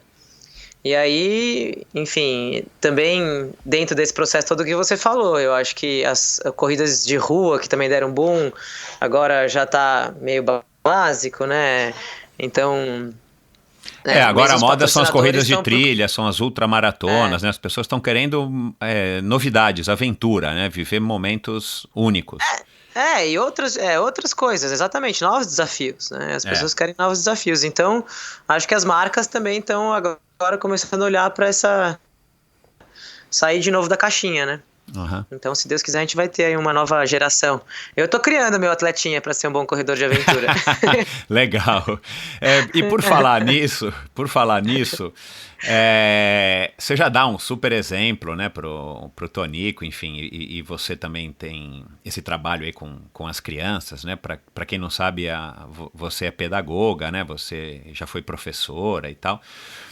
Você também tem esse dom, essa energia de estar querendo, enfim, ajudar a ensinar as crianças e a passar valores. Que valores que você aprendeu, que você enxerga, que você vive nessa tua vida aí nos últimos 20 anos, conectada totalmente com natureza e esportes de aventura e tal, que você quer passar para o Tonico e que você acha que são valores que todo mundo, toda criança deveria ter, aprender, conviver?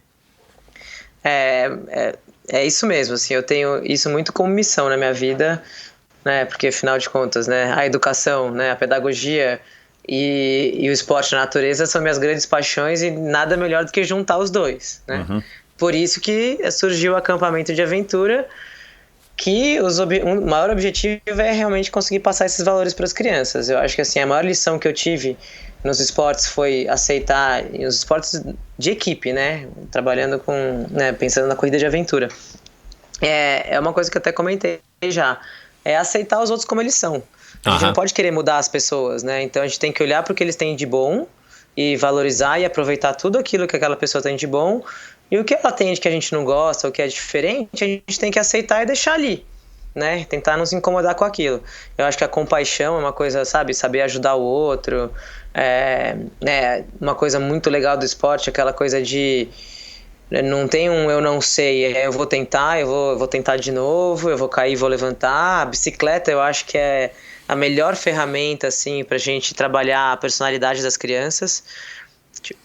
Tanto que no acampamento a bike é um ativo muito grande nosso lá, né? Porque a bicicleta, ela empodera as crianças, ela dá coragem, ao mesmo tempo com medo, porque o medo ele é super saudável. Então, sim, você tem que treinar várias vezes descer no morrinho para depois fazer uma descida grande, cheia de pedra. Então, e aquele momento, tô com medo, mas eu vou, que é onde vai criando aquela coragem que é importante para a criança, né, para se sentir mais autônomo, mais seguro na vida. Então é muito isso, assim, o esporte ele é maravilhoso, né, desde a hora que o amigo, e ainda mais a natureza, que eu acho que traz essa coisa, né, se você vai fazer... um trekking até uma cachoeira que é difícil subir, então um amigo que dá a mão pro outro para ajudar e o outro empurra o outro, sabe? Essa coisa de perceber que tá todo mundo numa zona de risco e que eles têm que realmente se cuidar e cuidar do outro, né? Enfim, eu acho que são muitas coisas legais que o esporte traz, né? Mas principalmente para as crianças, eu acho essa coisa de eles se empoderarem, eles ficarem mais seguros de si, eles perceberem que eles são capazes de fazer muito mais coisas, né? Não ficar naquela coisa, porque infelizmente hoje em dia a gente vê muitos pais que ficam, não sobe que você vai cair, não faz isso. Exato. Freia, não vai rápido, não acelera, não desce, não pula daí, né? E na verdade a gente tem que fazer diferente, né? A gente tem que falar assim, olha, você tá alto, presta atenção quando você for descer. Exato. Entendeu? Você tá descendo rápido, presta atenção, entendeu? Segura direito no guidão, firma o pé, sabe? Não falar, não, você não consegue, tem que falar, presta atenção, você vai conseguir, mas só fica, se cuida. Enfim, então eu tenho meio que essa missão de desmistificar esse... Porque a gente pega muita criança com medo, assim, no acampamento, assim, as crianças chegam lá e falam, não, eu não sei, minha mãe falou que eu não sei, né? E os pais falam, assim, eu tenho casos de uma mãe me ligar desesperada e falar, olha, pelo amor de Deus, meu filho não sabe nadar, ele não sabe nadar, olha, você não deixa, assim, que ele não sabe nadar, e de repente o menino pula na represa e sai nadando, entendeu? E você fala, a mãe falou pra mim 1000 vezes que ele não sabe nadar. Olha isso mesmo. E andar de bicicleta, idem. Várias mães falam, mas filho não sabe andar de bicicleta. Daí a gente chega lá, o menino sobe na bicicleta e sai andando. Eu falo assim, por que a mãe falou que ele não sabe andar de bicicleta, né? Então... É um problema e um dilema que a gente, como pais, a gente também vive, né? A gente tem essa história de que a gente quer proteger os nossos filhos e, ao mesmo tempo, isso acaba muitas vezes se tornando, enfim, negativo, uma influência negativa, um estímulo negativo para eles, né? Total, porque a criança que ouve não faz, não pula, não sobe, ela fala, nossa, eu devo ser muito ruim, porque minha mãe não deixou fazer nada, se eu tentar pular eu vou cair e vou me quebrar. Exato. Né? Então, pra autoestima da criança é muito ruim. Né? Então, assim, a gente tenta reverter isso aí. Eu tento o máximo reverter isso no sentido de, não, você consegue, vamos treinar. E se cair do chão? Se cair no chão, tudo bem. No acampamento a gente fala que ralado é medalha. Eu falo pra todo mundo, machucou mesmo. Ótimo. Quem que ganhou a primeira medalha no acampamento? É quem caiu e ralou primeiro, porque só rala quem tenta. Exato. Quem fica sentado no sofá não vai ter diversão, não vai ter realização e também não vai ter ralar. Que legal, entendeu? cara, que legal. Então, e eu falo pra eles, gente, não tem problema, isso aqui, imagina, eu até brinco, às vezes começa a chorar, a criança fala, imagina, o que você vai contar na escola pros seus amigos, que tava descendo uma descida muito grande, cheia de pedra, e você tava muito rápido, e de repente você bateu na pedra e voou, e por isso que você tá com o joelho ralado. Que legal, Você sabe que você falando isso, eu não sei se você chegou a ver, mas no meio do ano, no estado de São Paulo, eu até vou colocar depois, vou colocar o link no post do episódio de hoje para quem quiser ver, principalmente os pais ou os candidatos a pais, mas eu li que saiu um estudo que no Canadá, pesquisadores, pedagogos e psicólogos descobriram, não lembro se foi lá que eles descobriram, mas enfim, que parquinhos de criança, né, o playground de criança, para criancinhas, que tinham que ofereciam um certo desafio, um certo perigo controlado, estimulava as crianças a se tornarem mais independentes e mais habilidosas do ponto de vista motor também, justamente porque as crianças tinham que se desafiar para subir num trepa-trepa ou, enfim, passar em obstáculos desses mais moderninhos, aí, desses parquinhos, justamente porque elas tinham que se desafiar, e aí é o que eles dizem no estudo, é mais ou menos isso que você falou, isso é que estimula a criança a estar melhorando a sua propriocepção, o seu espírito, né, de encarar os desafios e tal. Eles se mostraram crianças mais, vamos dizer assim, mais desenvolvidas do que as crianças que estavam no parquinho, que tem proteção disso, que proteção daquilo, que não tem uma pedra, que não tem uma ponta, que não tem nada.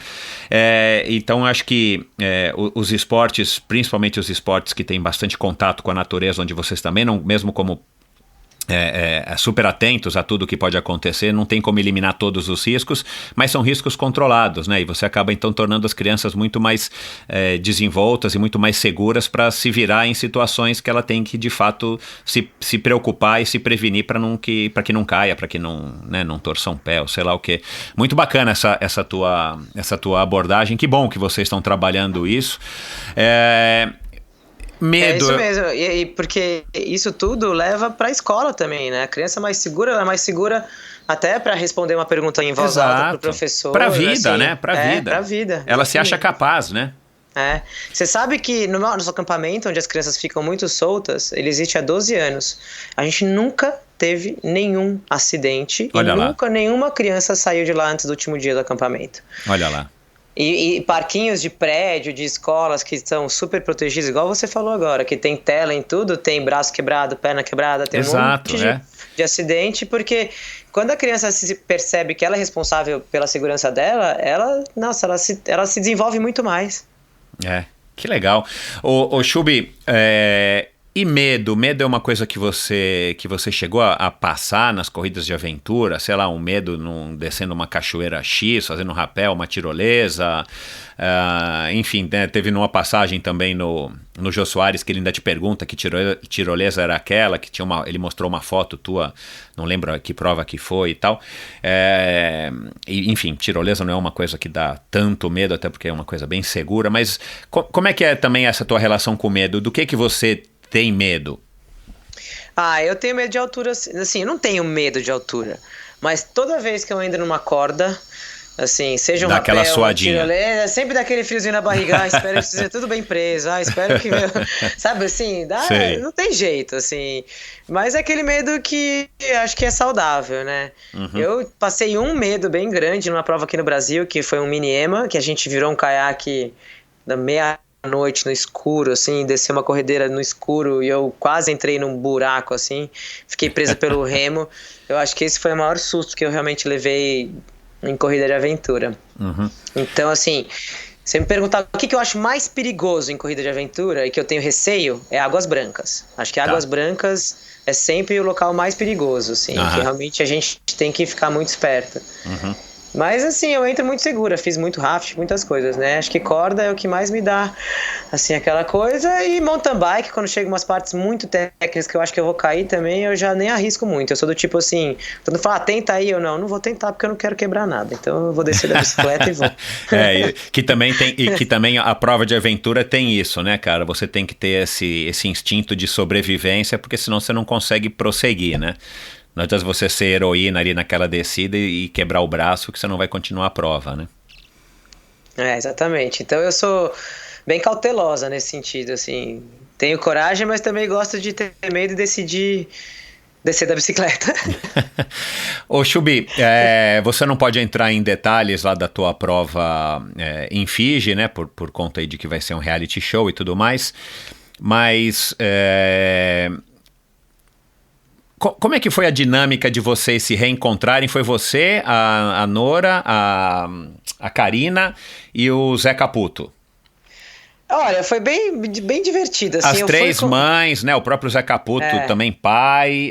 Como é que foi? Mudou a dinâmica pelo fato agora também vocês estarem querendo se arriscar menos, talvez porque agora vocês têm esse instinto maternal. Isso não influenciou? Foi mais a idade? Como é que foi, assim, esse reencontro numa situação estressante, como o Eco Challenge? Olha, foi bem divertido, assim, foi bem diferente do passado, bem diferente, até porque a gente não tinha foco em performance, em resultado, a gente queria estar lá, né, e fazer, né, o percurso.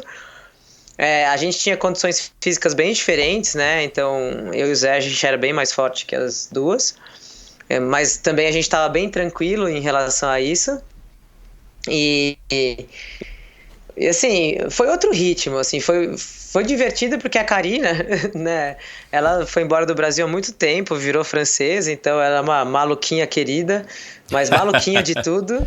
Pensa na pessoa maluquinha, então administrar, assim, tive que levar minha tolerância ao grau máximo, vários momentos, assim, de falar, beleza, respira, Chubi, paciência, fica tranquila, tá tudo certo, porque umas transições muito longas, mas assim, a gente, que nem eu falei, a gente é uma equipe habilidosa, então entrava num trecho de rio gigantesco, a gente passava um monte de equipe, daí na transição demorava horas, a gente dormiu muito.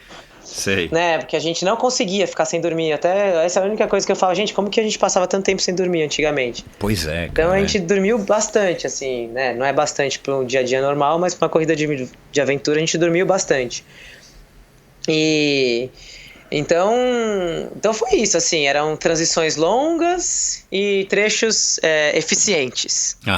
E transições longas e trechos eficientes, porque, né, mesmo com pouco treino das meninas, elas são bem tough, né, elas são bem boas, assim, no desconforto, né, em fazer força, né, a Nora orienta muito bem, então, né, continua orientando, a gente poupando ela de peso bastante.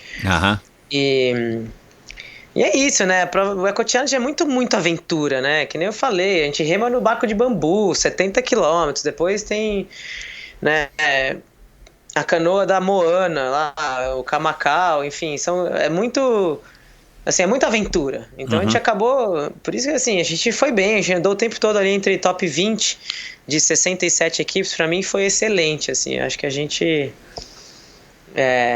fez um trabalho direitinho, conseguiu se divertir bastante, né, ter paciência. O Zé é um santo, né? Santo Zé. Santo Zé. Que, tipo, mas ele também veio na vida para ser feliz, é a pessoa mais tranquila desse mundo, né? Então, Então ele sempre muito numa boa, sempre esperando, sempre tranquilão, sempre lá atrás, carregando peso, sempre esperando quem precisava esperar. Então foi uma boa experiência, assim, foi bom pra lembrar como que é, lembrar como a Karina é louca mesmo.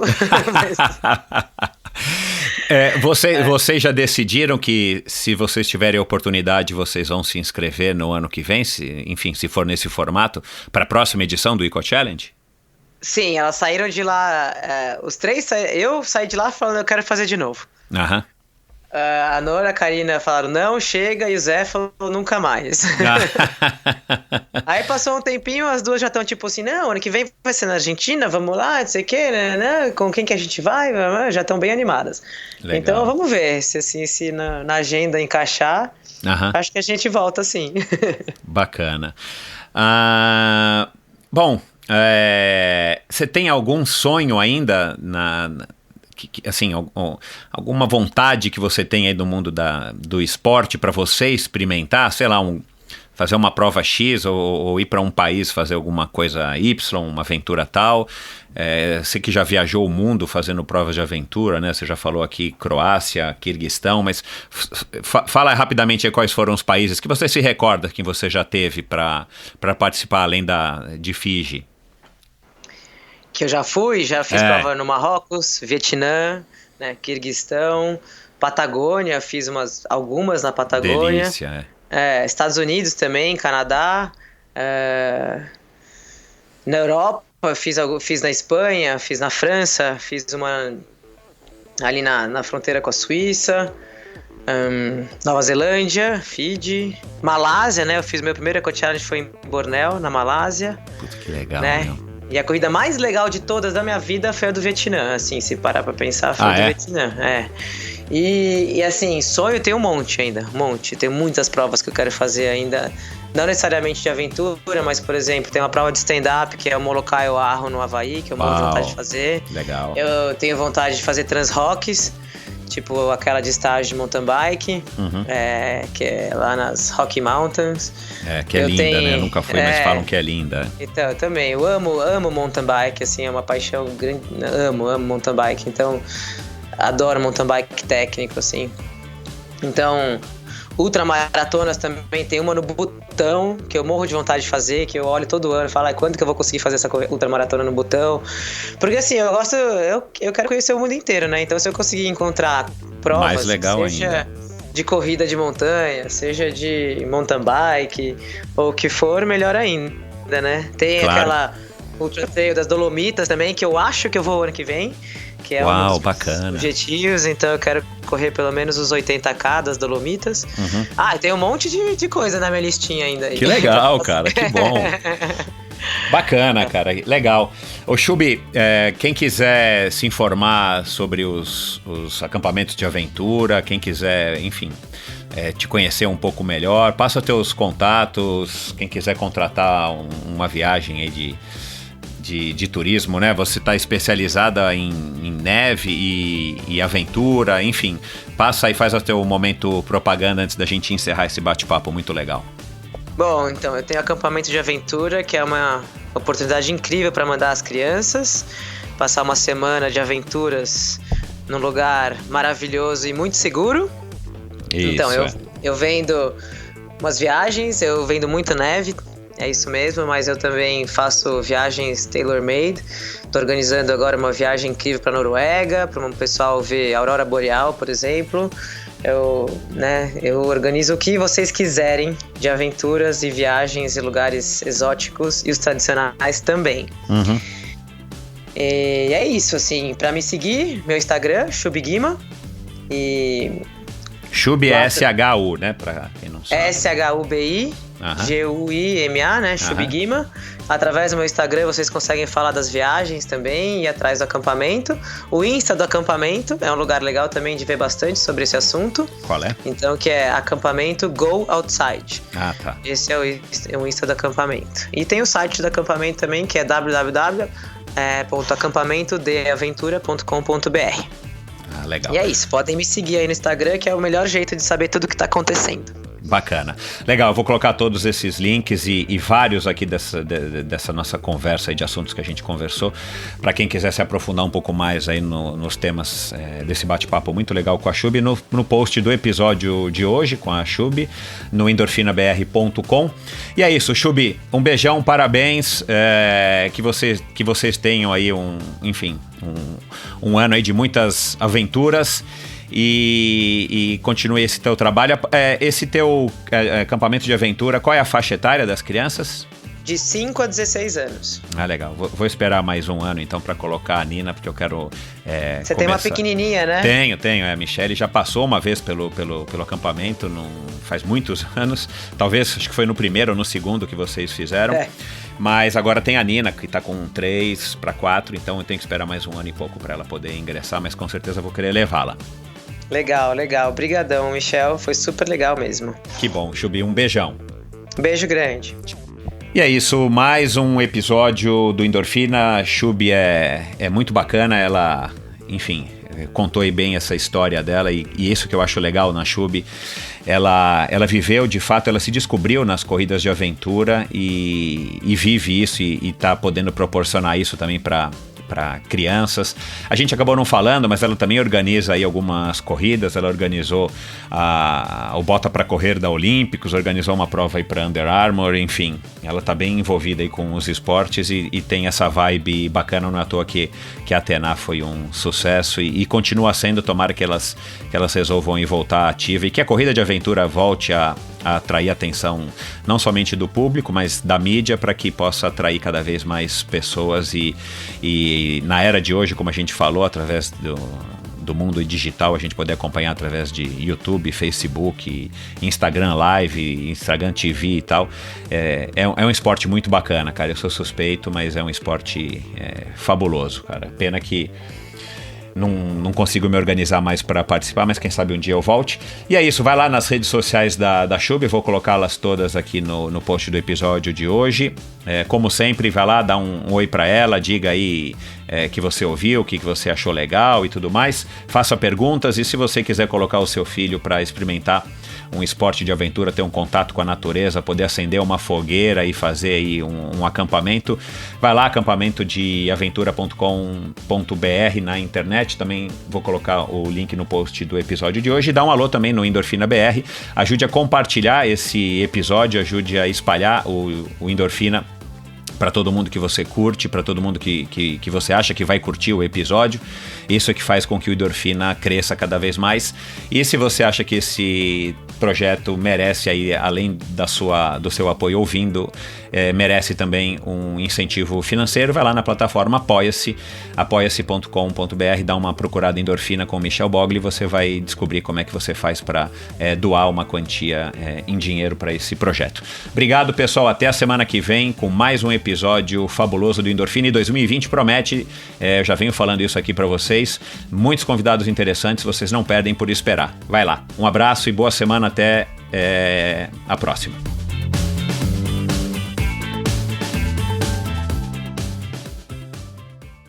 Este episódio foi um oferecimento da Probiótica. Faz alguns meses eu fui chamado por alguns amigos para fazer um treino de 250 quilômetros entre São Paulo e Paraty.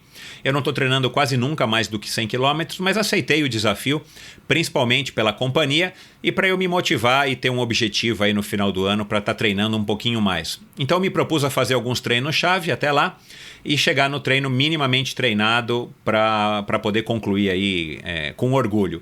Bom, por N razões eu não consegui cumprir nenhum dos treinos-chave que eu havia proposto fazer, então confiei na minha base e na suplementação aí da probiótica. Fiz a primeira metade do treino comendo aí alguns sanduichinhos que a gente levou na van e principalmente o Carbap Gel de banana e de morango silvestre, que são os sabores aí que eu mais curto. E aí chegou na metade do treino, quando eu sabia que o bicho ia começar a pegar, eu já tinha uma garrafinha pronta de Carbap Energy Beat, que é um produto bacana da Carbap que eu venho utilizando aí já faz algum tempo como um pré-treino, quando eu vou fazer treinos mais curtos e mais intensos, mas dessa vez eu coloquei estrategicamente a garrafinha para que eu tomasse quando eu ainda estava para fazer a parte mais difícil do treino, que é a parte da serra. O legal do Carbap Energy Beat, além dele ser um sabor que eu particularmente adoro, de beterraba com laranja, ele tem taurina, cafeína e palatinose. Ele é praticamente um energy drink que você prepara e você toma a hora que você precisar, bem gelado no meio do treino. Ele caiu aí como uma luva para mim. E quando chegou no treino de serra, até que eu fui bem. Dei até um pouquinho de trabalho aí para a molecada mais nova do que eu. Subi bem o primeiro trecho de serra. E aí depois, quando já estava bem quente ali perto da cidade de Cunha, quando ainda havia aí alguns quilômetros de bastante subida para cumprir, eu acabei utilizando, me programei para utilizar as gomas da Carbap, que também é um produto muito legal, produto mais recente aí da Carbap, que são aquelas balinhas de carboidrato que você acaba consumindo de uma maneira, além de dar mais prazer e de variar do gel ou dos suplementos líquidos, você consome quantas balinhas você quiser, na proporção que você quiser. As balinhas de sabor cereja são espetaculares e aí você consome quando der. Elas não colam, eu deixei elas abertas no bolso da minha camisa de ciclismo, elas não colam, elas não derretem, então elas se tornam práticas principalmente quando o calor já tá forte e você já está bastante suado. Então elas funcionam muito bem. Então a cada topo de subida eu comia uma ou duas, tomava um gole d'água e descia mastigando e encarava a próxima subida. Eu acabei não conseguindo fazer os 250 quilômetros, o que me deixou um pouco desapontado, mas não era para menos. Mas eu fiz 205, 208 quilômetros, cheguei na van, tomei uma dose que eu também já tinha deixado preparada do Carbap 4.1, que aí já é um grande conhecido e um velho aliado meu aí nos treinos, principalmente ultimamente, que eu tenho tentado me esforçar um pouquinho mais. E aí quando chegou no final do pedal, todo mundo fez os 250 km, eu já estava tomando aí uma garrafinha com bastante gelo de whey de chocolate com menta, que é o sabor também que eu mais curto. E claro, foi um treino muito bacana, a companhia é muito legal e o mais interessante, eu não fiquei quebrado, eu fiquei cansado, mas eu não fiquei dolorido, eu não fiquei morto, eu não fiquei arrebentado. Passou aí 2-3 dias de treinos de recuperação ativa, eu estava inteirão para poder continuar aí minha sessão de treinamentos e agora estou animado aí para começar o ano com grandes objetivos que já vou revelar para vocês. Agora você não precisa levar em conta o meu testemunho, se você não quiser, você pode ir atrás de pessoas mais gabaritadas para falar sobre a probiótica, como por exemplo os meus convidados e amigos que já tiveram por aqui, os triatletas Pamela de Oliveira e o Santiago Ascenso, mas também a Jade Malavasi, que é 8 vezes campeã brasileira, medalhas de prata e bronze no Campeonato Mundial de Ciclismo Paralímpico, uma excelente atleta, ou a jovem Vitória Farabolini, campeã brasileira dos 10 km na maratona aquática, ou ainda a grande Susana Schnarndorf, nadadora campeã mundial e medalhista paralímpica do Rio 2016, ex-triatleta de ponta e uma grande pessoa. A Probiótica é patrocinadora oficial do circuito Ironman Brasil, 3-Day Series 2020 e Letap Brasil 2020. Anota aí, probiotica.com.br, vai lá, entra, conhece todos os produtos, tem uma infinidade de produtos, aminoácidos, todos os tipos de whey vegano e enfim, uma quantidade enorme de produtos, além desses produtos da série Carbap, que eu mencionei aqui, inclusive a goma de Carbap, e você também pode comprar todos os produtos da Probiótica no site da Quality Nutrition, que é qualitynutrition.com.br, ou nas 3 lojas físicas do Kim aqui em São Paulo. Dá uma passadinha lá que você vai se surpreender com a quantidade, a variedade, o atendimento e o preço. Obrigado por ouvir esse episódio do Endorfina. Acesse o endorfinabr.com, vá no post do episódio de hoje para conhecer um pouco mais sobre o meu convidado e alguns assuntos abordados em nossa conversa. Lá você ainda encontra todos os episódios do Endorfina e uma galeria de fotos da história do triatlon brasileiro. Se você curtiu, colabore assinando o Endorfina na iTunes Store ou Spotify e compartilhando com seus amigos. Lembre-se de enviar suas sugestões, críticas e comentários através do perfil Endorfina BR no Instagram ou através do Endorfina com Michel Bogli no Facebook. Um abraço e até a semana que vem.